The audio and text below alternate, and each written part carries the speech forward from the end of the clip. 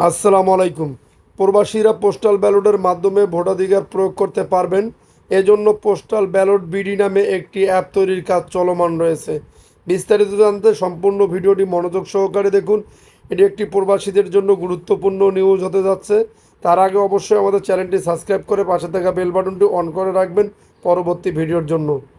প্রধান নির্বাচন commissioner CSE AMM Nasir Uddin বলেছেন, আগামী জাতীয় সংসদ নির্বাচনে নিবন্ধিত প্রবাসী ভোটার ও জাতীয় পরিচয়পত্রধারী এনআইডি বাংলাদেশিরা পোস্টাল ব্যালটের মাধ্যমে তাদের ভোটাধিকার প্রয়োগ করতে পারবেন।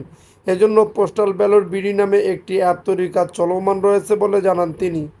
আজ বৃহস্পতিবার ঢাকায় প্রাপ্ত এক তথ্য বিবরণীতে জানানো হয়, সম্প্রতি বাংলাদেশ কনস্যুলেট জেনারেল টরন্টো আয়োজিত স্মার্ট জাতীয় পরিচয়পত্র বিতরণের কার্যক্রমের উদ্বোধন এবং প্রবাসীদের ভোট প্রদানে উদ্বুদ্ধকরণ বিষয়ক আলোচনা অনুষ্ঠানে বাংলাদেশি প্রবাসীদের সাথে মতবিনিময়কালে তিনি এসব কথা বলেন। অনুষ্ঠানে প্রধান অতিথি হিসেবে প্রধান নির্বাচন কমিশনার বিদেশে প্রবাসী ভোটার নিবন্ধন ও জাতীয় পরিচয়পত্র বিতরণ কার্যক্রমের উদ্বোধন করেন এবং বাংলাদেশে অনুষ্ঠেয় আগামী জাতীয় সংসদ নির্বাচনে ভোট প্রদানের জন্য প্রবাসীদের আহ্বান জানান। এ সময় তিনি বাংলাদেশের নির্বাচনের সামগ্রিক চিত্র ও নির্বাচন কমিশনের প্রস্তুতি তুলে ধরার পাশাপাশি প্রবাসে অবস্থানরত বাংলাদেশিদের ভোটার নিবন্ধন ও আসন্ন জাতীয় সংসদ নির্বাচনে তারা কিভাবে ভোট প্রদান করবেন সে বিষয়ে আলোচনা করেন।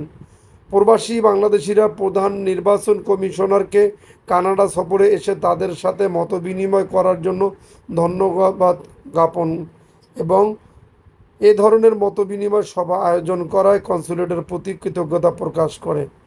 কনসাল জেনারেল মোহাম্মদ ফারুক হোসেনের সঞ্চালনায় অনুষ্ঠিত সভায় শতাধিক প্রবাসী বাংলাদেশি অংশগ্রহণ করে এবং প্রবাসীরা নির্বাচন কমিশনের সাথে বিষয়ভিত্তিক মুক্ত আলোচনা ও প্রশ্নোত্তর পর্বে অংশ নেন।